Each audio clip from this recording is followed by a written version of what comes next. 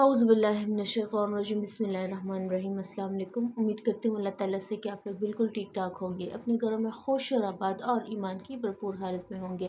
अल्लाह ताला से दुआ है कि इन बाबरकत दिन और रातों के सदके हमारे गुनाह माफ़ करे। जिन जिन लोगों के हाथ उठे हुए हैं, जिन जिन ने हाथ उठाए हुए हैं, अपने हाजात अल्लाह के सामने रखी हुई हैं, अल्लाह ताला से दुआ है कि उनके वो हाजात पूरी करे, दिली सुकून दे उनको और उनके गुनाह माफ़ फरमाए। जो बीमार हैं, अल्लाह ताला से दुआ है कि उनको शिफ़ा दे, सेहत बख्श दे।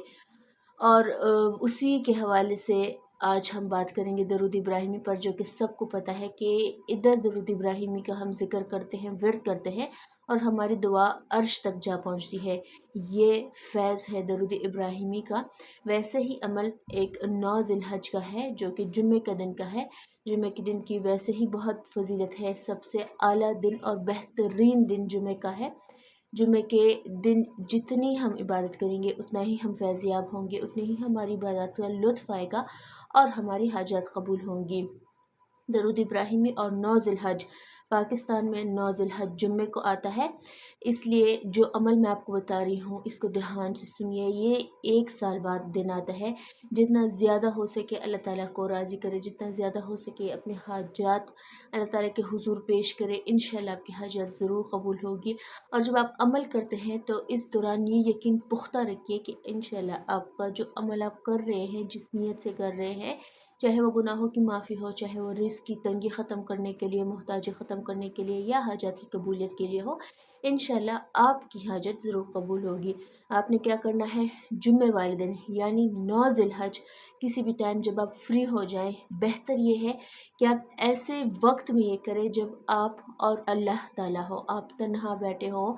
क्योंकि तन्हा में जो रोब आता है, जो अल्लाह ताला के ऊपर लाड और प्यार जताना आता है, वो सबके सामने नहीं आता। और यही वो टाइम होता है कि अल्लाह ताला आपकी हाजात भी कबूल करवाते हैं।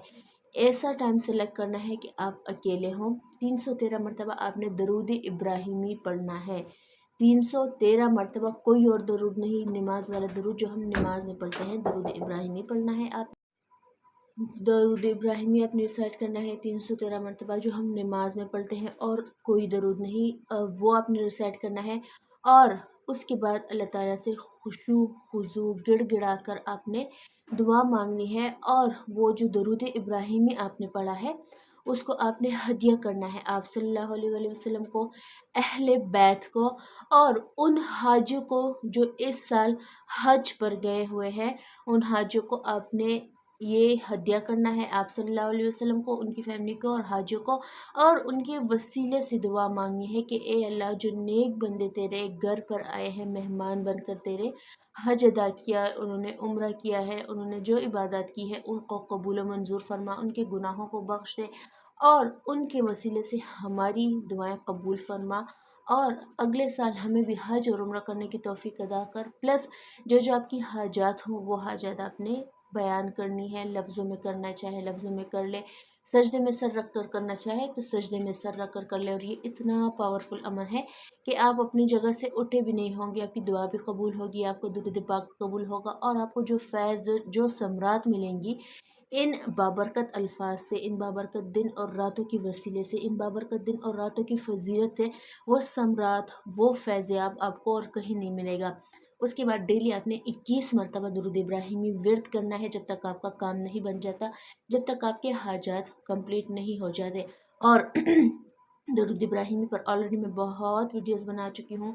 आपको पता है कि दरूद इब्राहिमी कितना असर वाला है, कितनी फजीलत वाला है। वैसे तो दरूद की बहुत सी ज़ीक़ें हैं, मगर सबसे आला दरूद दरूद इब्राहिमी है, जो कि हम नमाज में भी पढ़ते हैं, नमाज का हिस्सा भी है।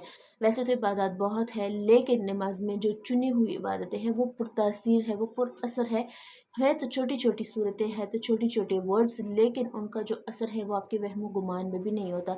इसलिए जो बाबरकत दिन है जुम्मे का दिन, प्लस 9 ज़िलहज, और प्लस जो हमारा वजीफ़ा है दरूद इब्राहिमी का, ये आपके इंशाल्लाह हाजात भी कंप्लीट करवाएंगे। जो आपकी हाजत है, रिश्ते के हवाले से है, रिस्क के हवाले से है, आपके गुनाहों के हवाले से है, आपके हाजात के हवाले से, आपके जॉब के रिलेटेड है, whatever you are facing, इंसान को ख़ुद पता होते होते कि अपनी ज़िंदगी में क्या फ़ेस कर रहा है, और वो فیض جو آپ کر رہے ہیں ان کو الفاظ میں بیان کرنا، ان کو اللہ کے سامنے رکھنا، بے شک اللہ جانتا ہے، سب جانتا ہے، واللہ عالم.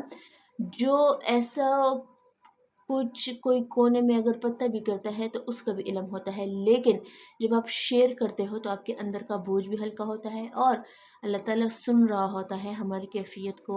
وہ جاننا چاہتا ہے کہ یہ بندہ کیا سوچتا ہے میرے بارے میں، یہ جو بول رہا ہے اس میں امید کتنی ہے، نا امیدی کتنی ہے، اس میں میرے پر یقین کتنا ہے. تو آپ نے اپنے یقین کو پختہ رکھ کر اپنے رب کے سامنے، اپنے رب کی بارگاہ میں حاجتیں اپنی منگوانی بھی ہے، اور جو آپ کے وسیلے ہیں ان وسیلوں کا بھی بہت اثر ہے، کیونکہ آپ صلی اللہ علیہ وآلہ وسلم کا وسیلہ دے رہے ہو، اہل بیت کا دے رہے ہو، اور اللہ تعالیٰ کے نیک بندوں کا دے رہے ہو.